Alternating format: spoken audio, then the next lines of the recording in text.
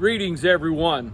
We are now less than 24 hours away from a really exciting day, Easter Sunday drive-in service. What a momentous day I think it's going to be tomorrow. So I wanted to touch base with you one more time in hopes that this day is as enjoyable and exciting as possible. So if you would please listen carefully and kind of make sure that you are prepared in advance to follow along with everything we're going to be doing, that would be really fantastic. I want to say again, I said it in the video the other day, I'm asking you to come full of patience and ready to cooperate. If we all can come with that frame of mind, I think it's going to make it a really enjoyable day. So whether that's with the ushers or the parking attendants, whatever, if you will decide right now that you're going to be patient with them and you're going to cooperate with them, it's going to make this a really great day. So I want to go over a couple of things again. Because we're going to do our absolute best to have this event, but also be mindful and be obedient to the guidelines that we are currently under in the state of Maryland. So one of the biggest things with that is going to be the fact that you've got to stay in your car. You must stay in your car at all times. I know we're going to want to shake hands and greet one another, but we are not going to do that. So I'm asking you to make up your mind right now that you're going to stay in your car. Another thing is going to be the fact that you're not just going to pull up on the hill and pick your own parking lot. We are going to have parking attendants at both entrances, and then there will be others in place directing you where to park. So that's a big area, I think, of needing to be ready to cooperate, because I'm sure you probably would have another spot that you would like, but in order to do this as orderly as possible, we need you to be prepared to cooperate with that and park where you're instructed. I know some of you have large pickup trucks and larger SUVs. If you have another vehicle available in your family or your household that you could come in, that would be great, because obviously bigger vehicles make it harder to see around. If you don't have another vehicle, that's an option, that's no problem, but I will tell you that we're going to have an area that we're going to be designated to park large pickups and large SUVs in, so that we can hopefully maximize the visibility of the stage for all of those that are in cars and even minivans.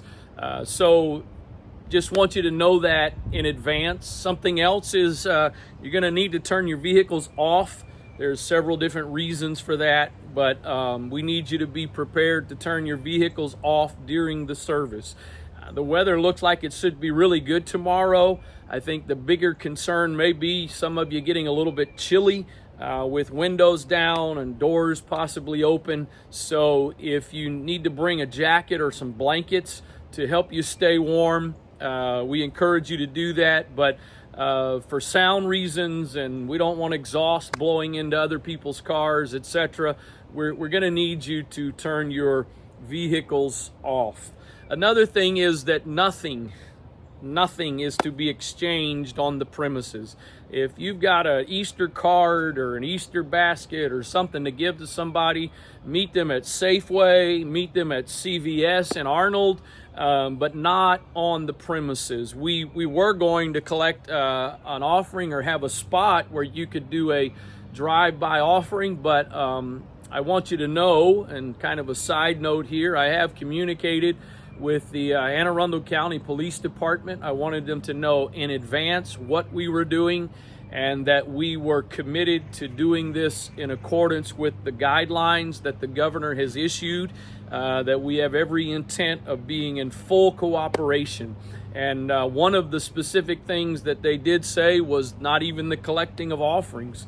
So we're going to respect that. And so again, if you have something personally, you can go someplace else to do that. But on the hill, you are to stay in your cars. Actually, if during the service, if I see you out of your cars before the ushers can get to you, I will call you out. I'm not going to call you out to give you a prophecy and a word. I'm going to give you a rebuke. Maybe not really, and hopefully I won't need to do that. But we are very serious. I and those that are helping to organize and coordinate are very serious about making sure we do everything, not only to maintain your safety, but I want to be a good witness. I don't want there to be anything we do that could give people a reason to criticize us for being, disrespectful or rebellious or not taking what is going on seriously. So I want us to handle ourselves in the best possible way. We've had a couple of meetings this week to plan and to prepare for this, to organize this, but obviously we've never done this before. So I'm sure there's some things we are not fully prepared for, and that's why, again, your patience and your cooperation is going to be really huge to make this an enjoyable day. I will tell you also, just so that you can kind of be mentally prepared, we're not necessarily using the parking lot based on the lines and the spaces that are there. We're actually doing it differently, and the reason is it's a way that I think we can help more people to be closer to the stage, to the worship team, to the preaching, etc. So if nothing else, just so you can kind of be mentally prepared for that. I know when things are not the way we expect, it can throw us off a little bit. So I don't want you thinking you're coming up to just park in the normal way. It's going to be different than that, because again, we're trying our best to maximize your ability to have a decent view, as well as hear as well as possible. I will tell you right now, I'm pretty sure that the sound is not going to be the greatest tomorrow, in the sense that everybody can hear perfectly.